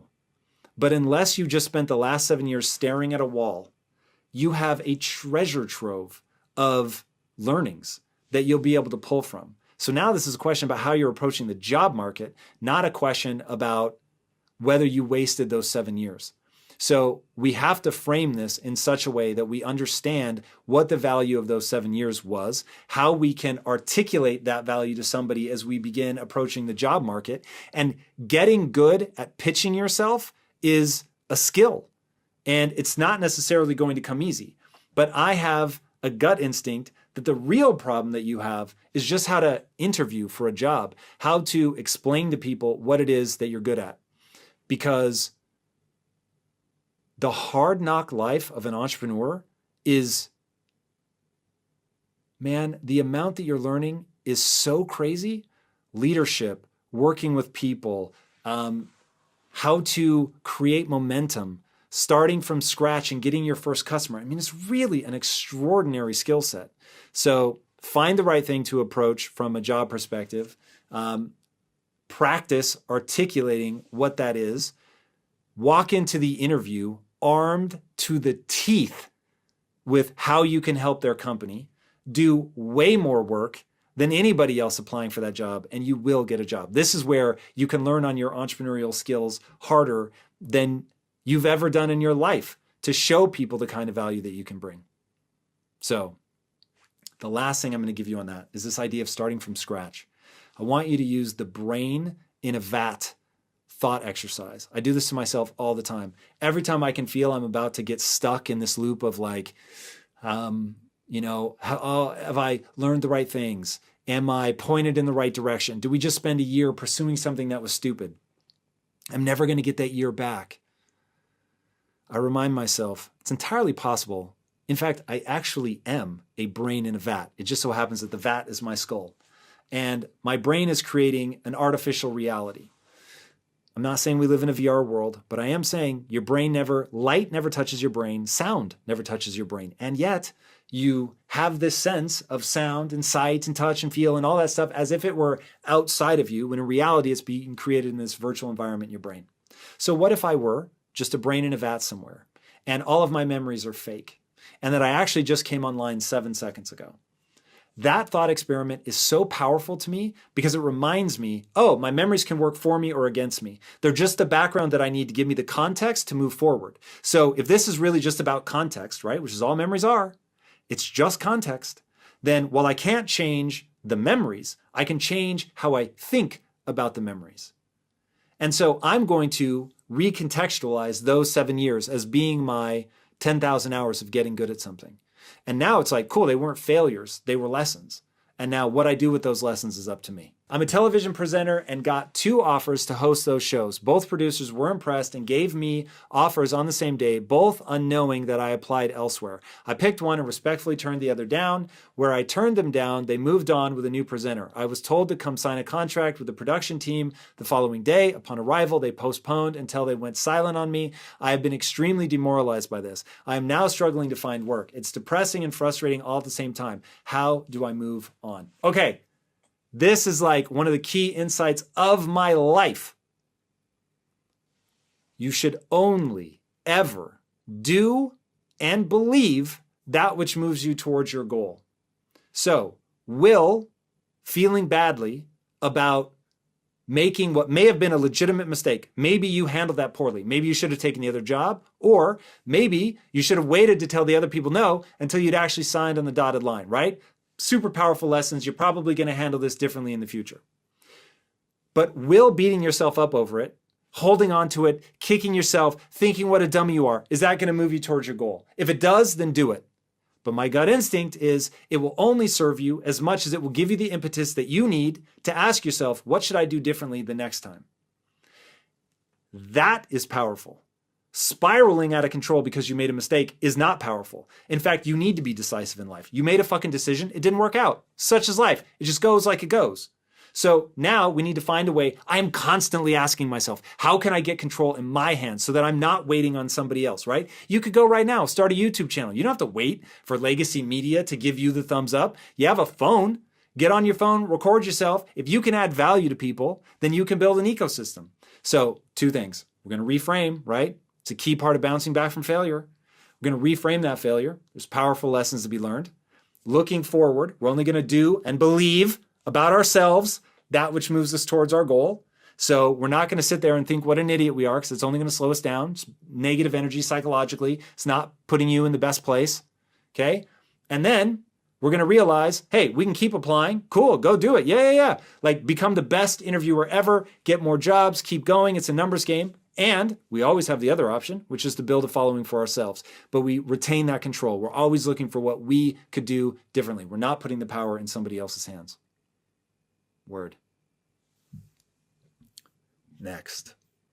I always thought the moment I would fail, I would trust the process I am in and just keep going until I win. But the moment I failed, everything crashed for me. I failed an important exam that would get me into medical school, and now I'm doubting my chances of ever getting in. It's so easy to have faith in yourself when you haven't felt how it's like to fail, and failing hard on the ground. My question is the pain that comes with failing worth it if your chances of getting the victory are only a few percentage? Oh my God.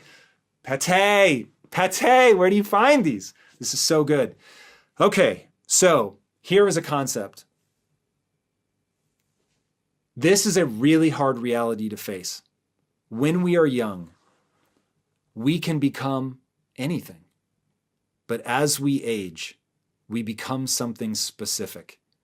And there's a death in that. There's something that really bothers me about that. That legitimately, I have the chills right now. That shit haunts me. And so I understand what you're saying. Go through the darkness with me here for a minute. I'm going to pull you back out on the other side. I promise. That does suck.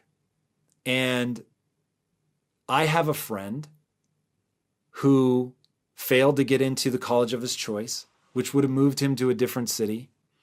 And the thing that kept him from going, I mean, it's a whole story. It's too heartbreaking for words. Stupid.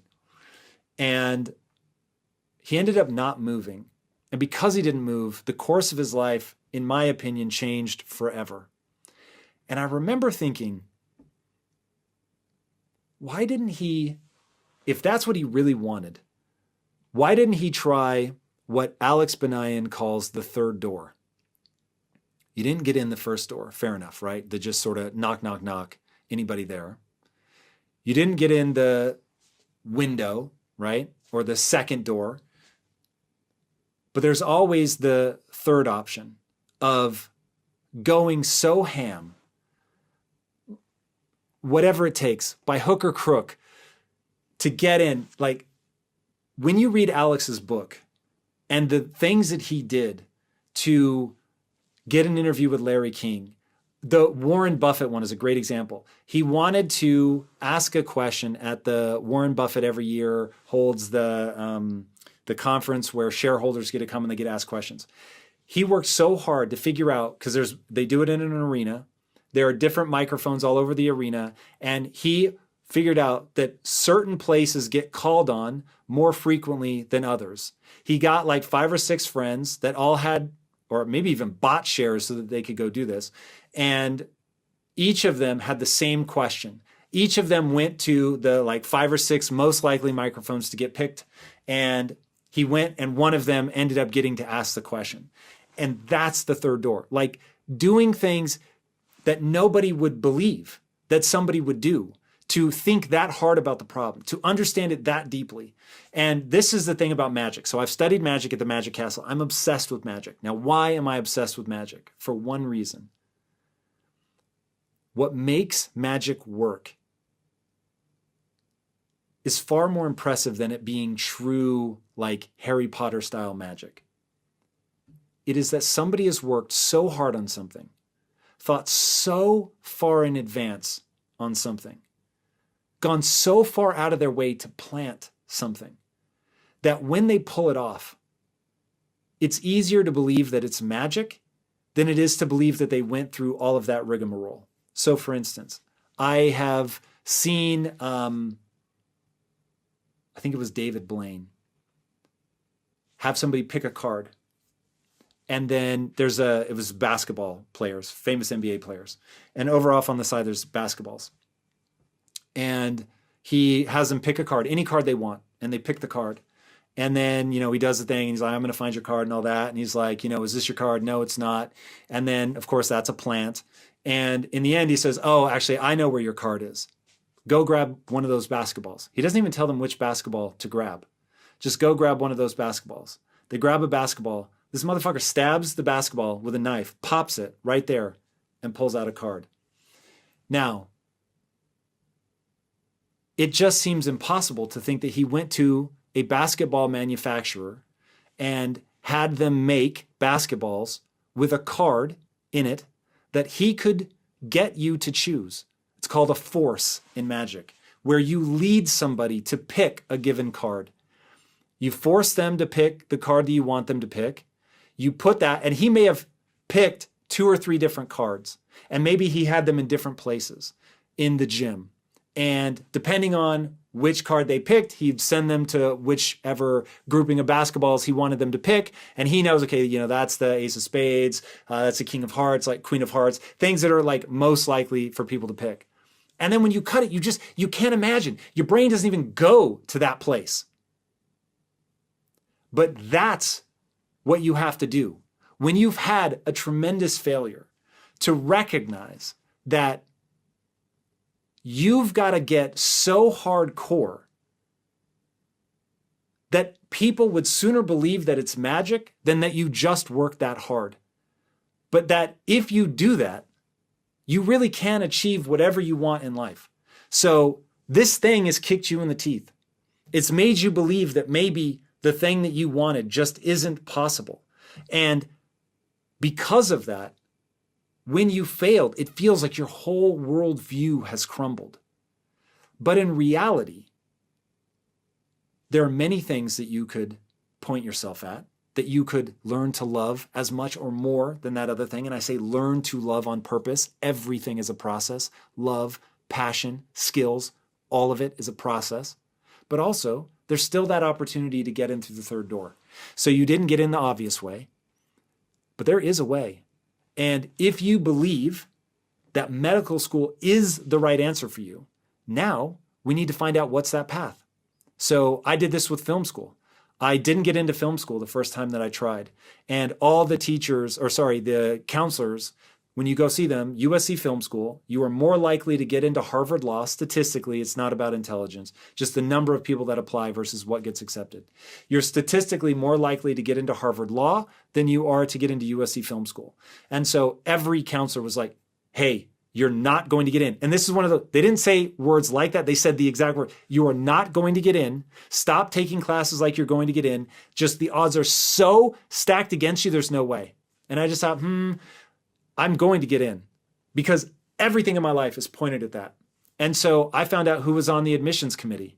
And I found out that he offered, you could join him for lunch, because he was also a teacher. You could join him for lunch if you were a student in his class. So I took his class and I went to his lunch, and I was the only person there, which I still to this day cannot believe that more people didn't take him up on it. And I joined him for lunch and I said, look, I have one question. My SAT scores are really low. I got a 990. They wanted a 1300. Scores are all different now, but you get the gap. It was fucking huge. And I said, what do I need to do with SAT scores this low? And he said, oh, SAT scores just tell us how well you're supposed to do in college. You've already missed the window to get in as a freshman. You have another opportunity as an incoming junior. Just get really good grades. If your grades are higher enough, then you can get into film school. When I say that nothing else in my life existed for 2 years.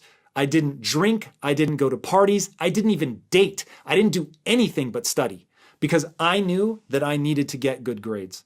And I ended up getting like a 3.95 or some crazy shit. And so when I reapplied, I got in just like he said I would. Okay, that's the third door. Finding out who's the gatekeeper. What do they actually want? There are other ways to get into medical school, let me tell you. Now it's just a question of, do you want it bad enough to work so hard that when you pull it off, people would rather believe it was magic than just really hard work? Because if you do, and you do those things, then, my friend, you will get in. Failure is only permanent if that's what you choose to believe. Reframe it. Recognize you have power. Recognize you have control over what you do and recognize that if you leave people in awe, and that, my friends, is your job, the only way to really have mind-blowing success in life is to set the bar ridiculously high and then surpass all expectations. And that's when it looks like magic. And that's when you'll get what you want. That simple. Don't buy into failure. It's just a lesson. All right. Last. My question to you is, how do I bounce back when I find out that my mom doesn't believe in me? Oh my God, I can already tell you how to answer this one. I'm emotional when it concerns my mom. I can deal with relatives or friends, but I'm struggling because it's my family who I love very much, and she is the center of my universe. It's a knockout punch, and I don't know how to deal with this, and this has created a very toxic environment in my home. P.S. I lost my father almost a couple years ago, and it's just been me and my mom ever since. Also, moving out isn't an option because she is completely dependent on me. Please help. Oh my God. My life was tailor-made to answer your question.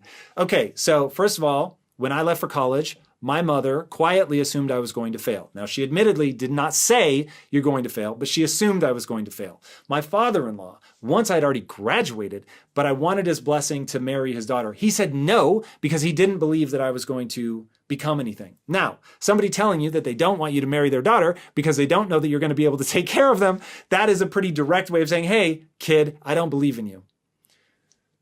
I've often said, the greatest gift anyone can ever give you is doubt. It isn't belief. Your mom is working for you. Your mom is giving you the best thing that she can give you. Here's the thing. The reason I have the chills. The reason that you need her to believe in you is because you don't believe in yourself. The reason you don't believe in yourself is because you actually aren't good enough yet. Now, your obsession, your mission, should you choose to accept it, is to become good enough, to get so good that nobody can stop you. You can't be denied, that booze can't block your dunks.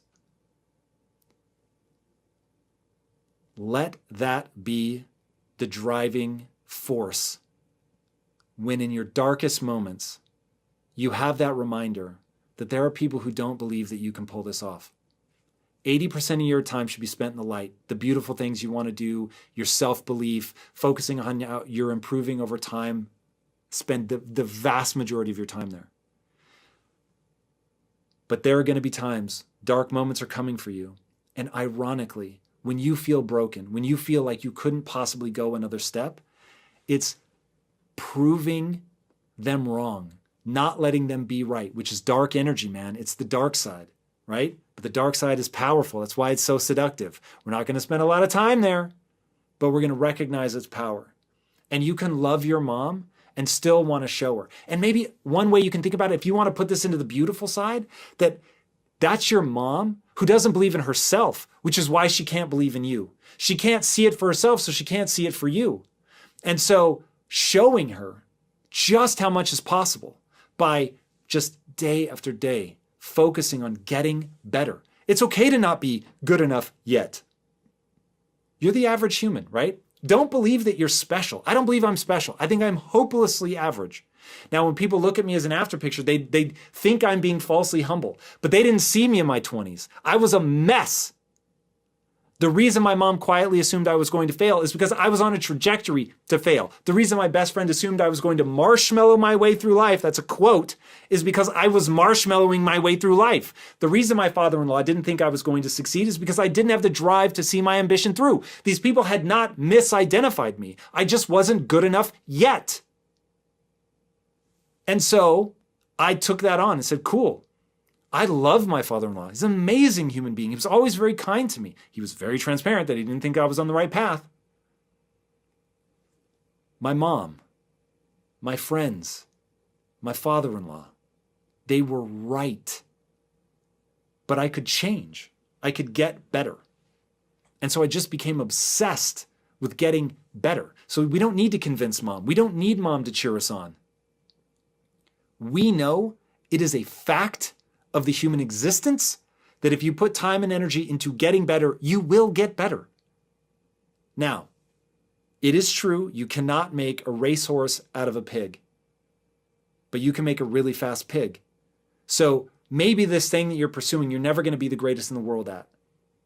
But even tenfolding your life would make your life unrecognizable. And I will say that somebody who shows up every day for years and years and years and years and years, sincerely pursuing improvement, won't 10x their life, you'll 100x your life by improving your skills. It's that simple. You're just going to be improving your skills. And suddenly, you turn that lack of belief, you turn that failure into being a guiding light for other people, right? When I said I wanted to become an entrepreneur, my family thought it was crazy. They thought I was risking everything. What was I doing? And there were times I wondered about that. Had I just made my wife's life miserable, right? That her father was right, and I really was going to make my wife's life hard. And I did, quite frankly, for years. Being married to me in the beginning meant poverty. It meant clipping coupons. It meant having to track a $2.99 rental of a movie back when that was the thing. And in my dark moments, I worried that they were right. But in my dark moments, I just focused on, I'm not going to let them be right. And I only need one belief. And that is that if I put consistent time and energy into improving my skill set, if I'm honest with myself about where I am, what I need to do to improve, I actually will improve.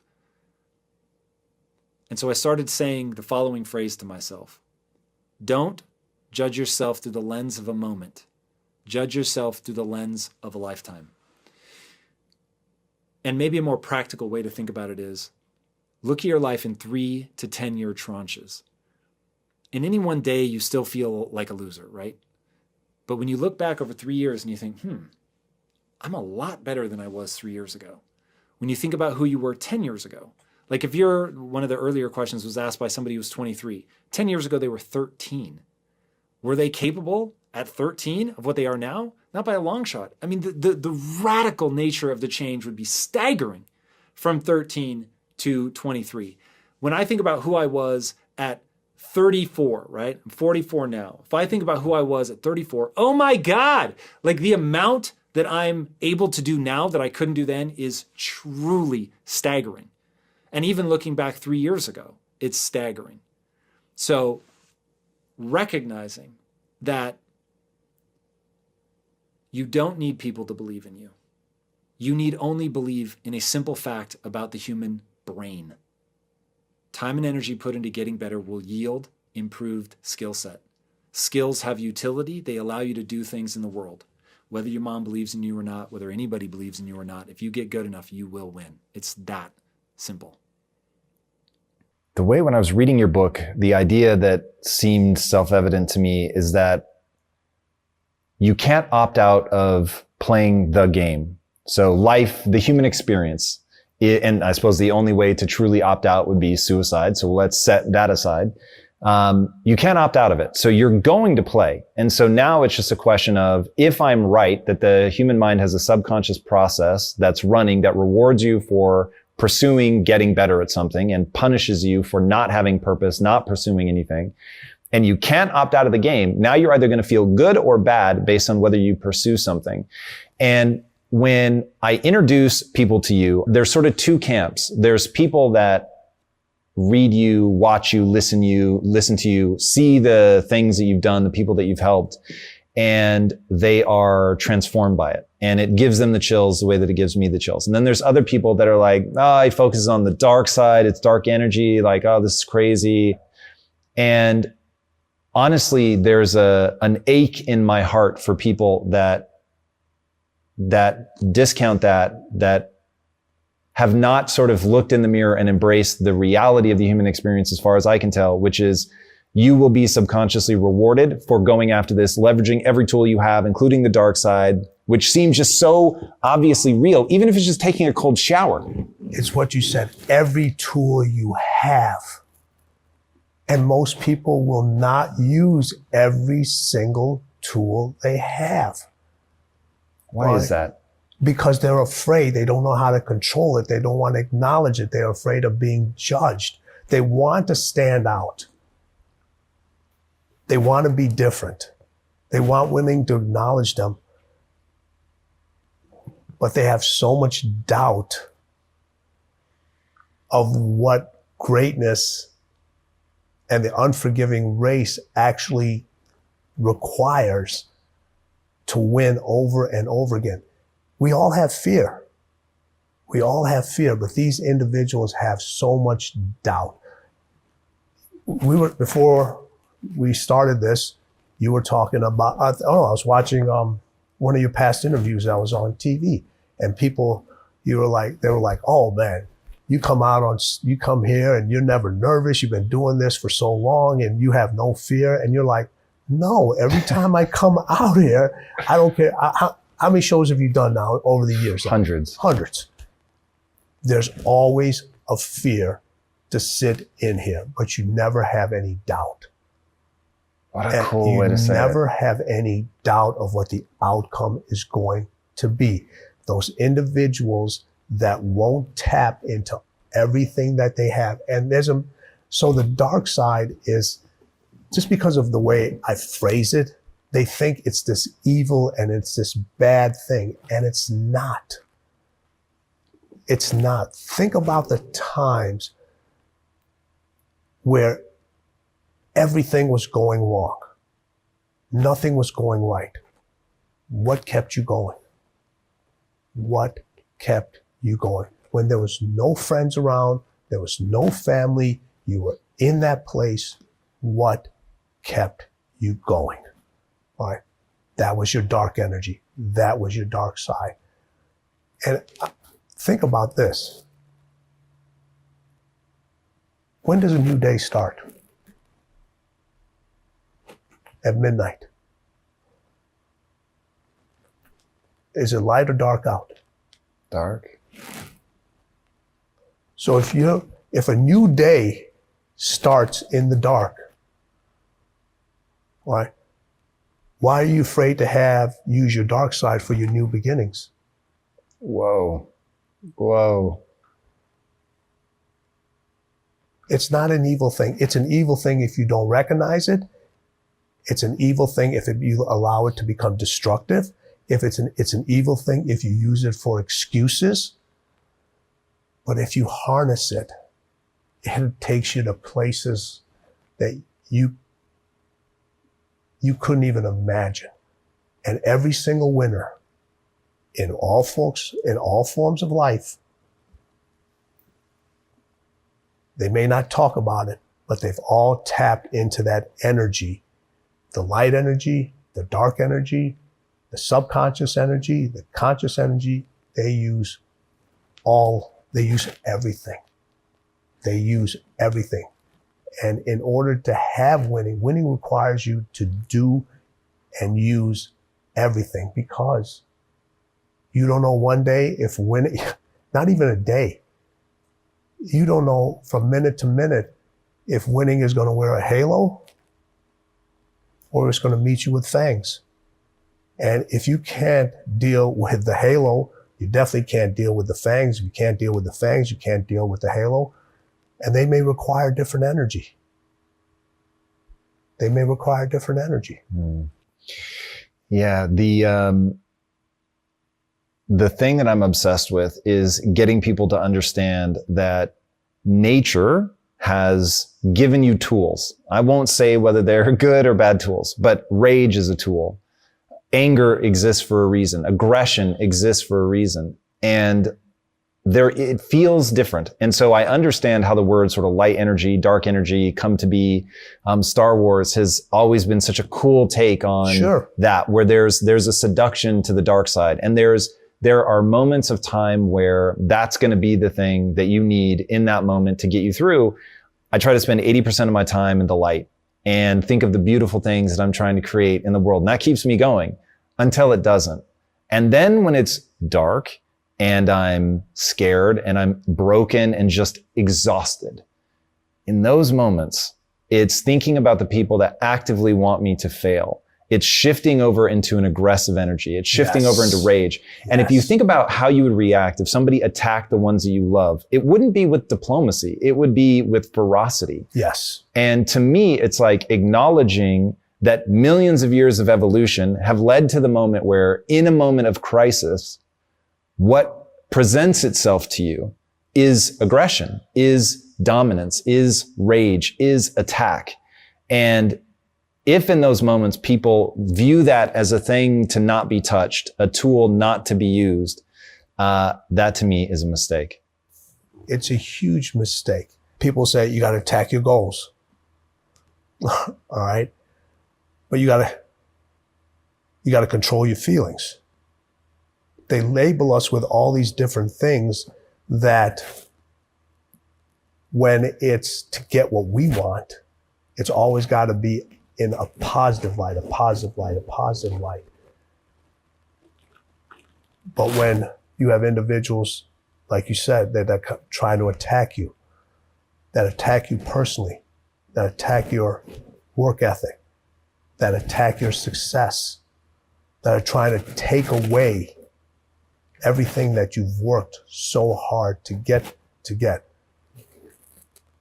Are you only going to use the light, or are you going to use your aggression? Are you going to use your controlled rage? Are you going to use those things to protect you? And if you haven't acknowledged your dark side and you haven't tapped into it and realized what it is and acknowledge it, just like winning has no loyalty and winning doesn't know your name, it's going to say, hey, I don't know who you are. To me, anger is a reaction to what somebody else said to you. It creates an emotion. All right. The dark side turns your anger into controlled rage. Now you're in control. You're in control. Now, how long can you stay in control? That's the difference. Are you going to burn out right away? All of a sudden you just let out all this rage? Or do you know how to control it and place it in the right places, not only to win the battle, but to win that war? And we literally have a war going on every single moment. It may not be out in here, but there's a war that goes on in here all the time with ourselves. All the time. And you can't win that war with only light. You can't. Man, I agree so ferociously that it's one of those things, whenever I talk about it, people get super weird. There is a high level of discomfort that people have around that idea. But I think that it's so powerful that failing to use it is sort of an acknowledgement of sort of lowering what is possible for you. Yes. And the people that get uncomfortable usually have the darkest sides. They've never had, they feel like they're getting caught. They're trying to hide it. They're like, and all of a sudden they're like, whoa, he's just talking it. I didn't know anybody else was like this. There's a lot of people out there like this. And people only get acknowledged for all the destructive behavior that happens. They don't really get acknowledged for all the good that happens with it. And the people that have the ability to tap into that and get to not only help themselves, but help everybody around you. So to me, it's really a question of meaning and purpose. When I think about, so Lisa and I obviously paused for a very brief second and said, okay, we've now had the kind of financial success we said we'd never work again on something that we didn't love. Correct. If we hit this sort of dollar amount. And luckily, before that, I had realized that this is really just a game of neurochemistry. It really, like life, full stop, is just how you feel about yourself and your life when you're by yourself. And so I knew I needed to engage in something that mattered. And this is why talking to you is always so powerful to me, is you've got this setup where meaning and purpose matters. Without it, there will be not just something missing in your life. It will be a sucking wound of a void. Like yes. you, with everything you have, you must address it. And if you look at the opioid pandemic, basically that is what happens when people have no meaning, no purpose in their life. They fill it with something, Yes. with neural cocktail, right? Yeah. So I knew that I needed to re-engage. But when I think about engaging in a way that gives me the neurochemical cocktail that I want, it really is going really, really hard for something. And I can acknowledge that does not seem completely universal. Some people don't have sort of the level that I have to take it to and like I'm obsessed in, but it is, if people look at me and they're sad, right, at how hard I work and how much I've given up for what I love, I will flip that and say, the reason they think that is because they don't know what it feels like to pursue something that hard. And even though I know winning doesn't know my name, doesn't care about me, there's no loyalty, the pursuit of real glory, like just the pursuit of it, is in and of itself an intoxicant and is thoroughly joyful. Most people don't want to even get in the race because what you just explained to them, they're afraid of it. They're afraid of success. They're afraid of how good that's going to feel because it's something unique to them. It's something different. It's something they want. It's something they want to pursue. But in order to get in this unforgiving race, you're going to have to leave a lot of things behind. You have to leave a lot of people behind. You're going to have to leave a lot of feelings behind. You're going to leave a lot of emotions behind. Right. So the best way to describe those individuals is, and this is why you have a hard time, I won't say relating to them, but just understanding their thinking. Right? Because we relate to people in different ways all the time. Is those individuals, their feelings are stronger than their mind. And and for us, our minds are stronger than our feelings. So you think about the success that you had previously. Right? Your feelings could have said, you don't need to get out of bed anymore. You literally, if you chose every single day, you're like, your feelings could have said, why do you have to work more? Stay in bed. All right. Your mind got you out of bed every single day because your mind was stronger than your feelings because you knew what your real purpose was, where your real win was. Even though you won previously, that may have not been your actual pursuit of the win that you wanted. You won that one and you're like, what's next? There's always a next. So your mind was stronger than your feelings. Your mind allowed you to make that decision. Feelings make people overthink should I do this? Should I not get in the race? It's going to be too hard. So they already talk themselves out of it. Most individuals, your mind will make a decision. Say, we're going to do this. Your feelings always make suggestions. They're always giving a suggestion. They're always kind of analyzing things. They're trying to see what's happening, what's going to go on. All right. When you fail, your feelings give you excuses. Your mind makes you more resilient. You've given up a lot personally to play this game, strive for winning. You told a story in the book that I hadn't heard before, which really hit me, which is you were packing to go. Yes. And your daughter walked in. Tell us that story. This is Tim Grover in a nutshell to me. The unflinching, here's the truth of it. Don't have to play if you don't want to, but here's what it costs if you want to play. Yeah. And yeah. So my work, when I was working with my professional athletes, it required me to do a lot of traveling, a lot of leaving at short notice.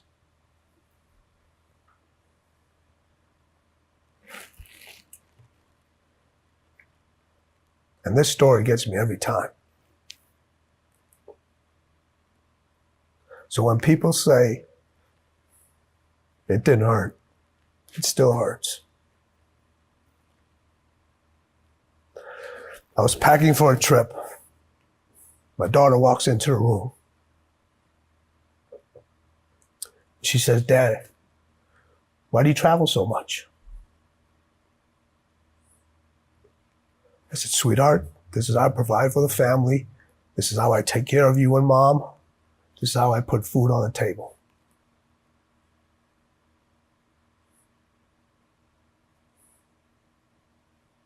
She looks at me, says, Daddy, if I eat less, will you stay home more?